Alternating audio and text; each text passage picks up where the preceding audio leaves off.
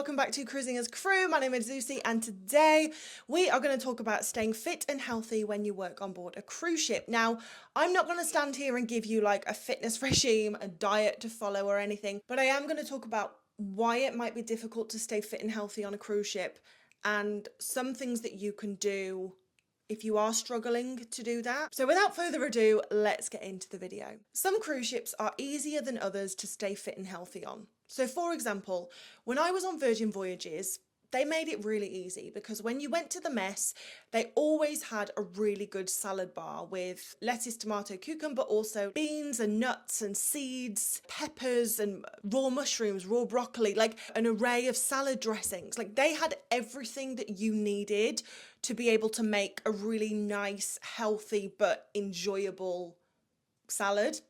Whereas when I worked on Harmony of the Seas, as I have spoke about before, the food was abysmal. Their salad bar consisted of lettuce, cucumber, tomato, which was soggy. And you best believe after I had worked a 10-hour shift, I was not going to just have soggy lettuce, tomato and cucumber. So obviously what happened then is I would go for the unhealthy options like mashed potato, which, let's be honest, was smash, meaning it wasn't derived from actual potatoes, it was just like powdered shit. So there was like no nutrients in this mashed potato.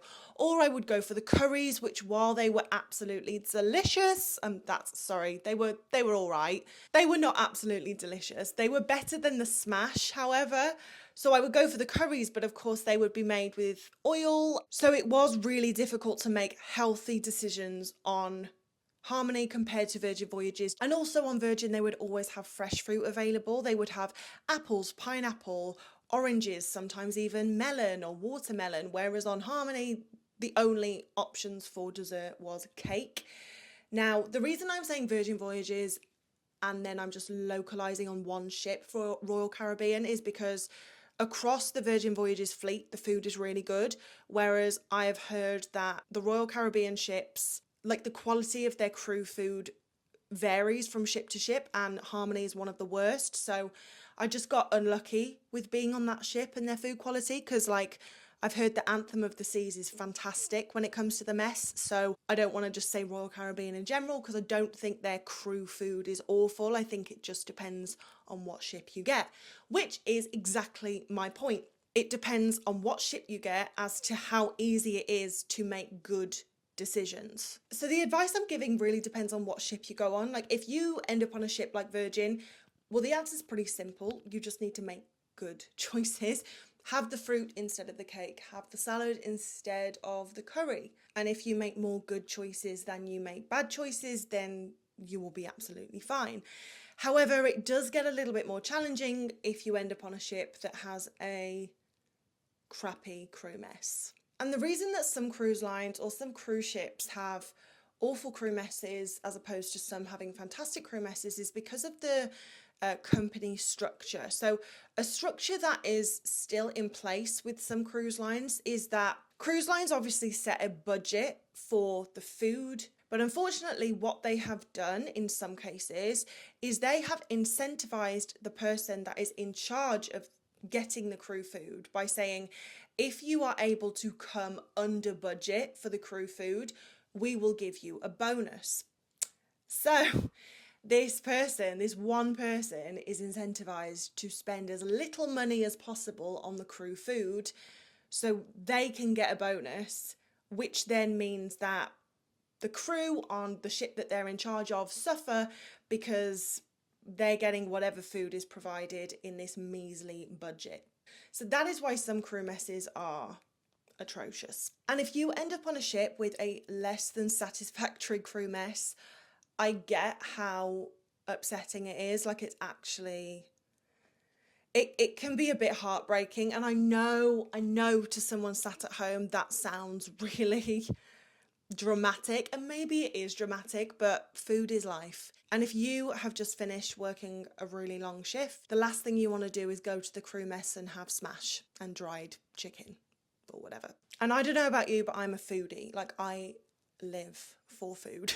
So on this, or on the ships where the crew mess has been crap, that's where I've spent the most money going out in port and getting food, because the food on the ship just wasn't cutting it. Every time we were in Miami, I think I would go out and find a new restaurant, and while I thoroughly enjoyed it, I also ended up spending like $50 on food every single time we were in Miami, which added up because they were like 3 and 4 day cruises. And it's difficult because your mental health is just as important as your physical health. So, well, yes, you want to prioritize both. Like, if going out for a meal that's really unhealthy is going to make you happy, then maybe that's okay. So while you can't control what you get served in the mess, unfortunately, you can control what you do outside. So for example, when I was on P&O Oceania on one of the contracts, I ate dal every day. Every day. Lunch was dal because there was nothing else to eat that I wanted to eat. But I was also taking like 20 supplements on a daily basis to make sure I was getting all my vitamins and minerals and like everything I needed. I also was having a protein shake. Now, I've never been like a fitness fanatic who's like, oh, I've got to get my protein in. Not that that's bad, it's just never been something I've concerned myself with. But I do know how important protein is in your diet. And I also knew that I wasn't really getting any with the food that I was eating in the mess. So I did have a protein shake. I had my vitamins and minerals. I would go out to like health food shops when I was in port and buy myself like a trail mix and just healthy things to snack on, because we all know, right? If it's there, you're going to eat it. So if my cabin was filled with crisps and biscuits and chocolate, I'm going to eat it. But if I go back to my cabin and all I have is, I don't know, rice crackers or a protein shake or a trail mix or like a healthier choice, then I have no choice but to have the healthier choice. Now, in terms of exercise, when you get on board your cruise ship, you are going to have a passenger gym and a crew gym. Everyone is allowed to use the crew gym, but you are just going to have to wait till you get on board your cruise ship to find out whether you are able to use the passenger gym. I mean, you probably will be able to use it, but we'll see.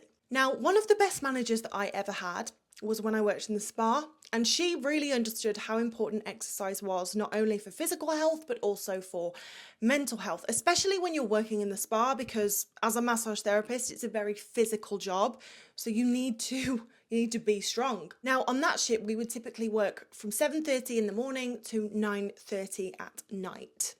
I know, long day. But she would let us go at 8 p.m, so an hour and a half earlier, if we would go to the gym. And you best believe that everyone wanted to go to the gym rather than stay at work. And she knew this. And the great thing about this was, instead of her letting everyone go at 8 and everyone going to the crew bar and getting drunk and making unhealthy choices, we all left work and went to the gym. Now, she didn't care what we did. She was like, you can do a HIIT workout, you can do yoga, you can meditate. Like, she didn't care what we did in the gym, just as long as we were doing a good thing for ourselves. And this was fantastic. So if any of you are watching this and you're actually going to manage a team when you get on board your cruise ship, this was a really good strategy to implement. Now, unfortunately, this type of arrangement depends on what manager you get and the rules that are set out. So again, this is something that you can't control. But maybe it's something that you can suggest to your manager or the hotel director after you've been on board for a few weeks. Now, there are going to be some of you watching this who aren't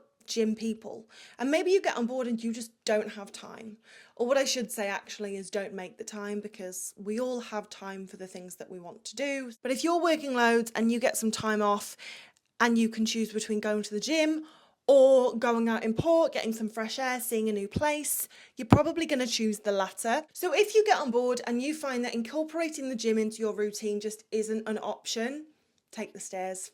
It's honestly the easiest way to stay fit, is just take the stairs everywhere instead of the elevators. So on ships where I just wasn't going to the gym, I would take the stairs everywhere. So it didn't matter if I was going from deck 1 to deck 2 or deck 1 to deck 16. I would take the stairs. And yes, this means that I had to leave my cabin earlier if I was going to work, because instead of just taking the lift straight up, I was going to have to take the stairs. But this did help to keep me active.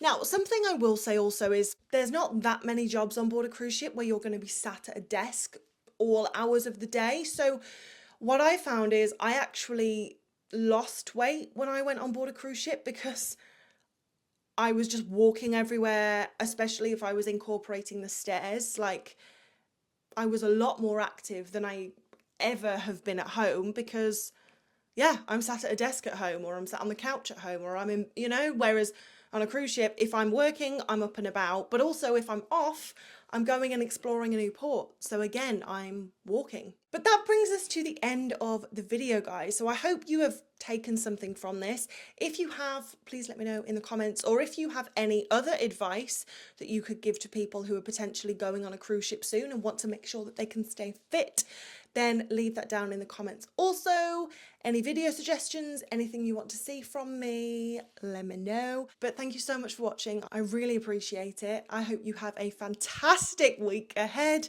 And as always, guys, I will see you in the next video.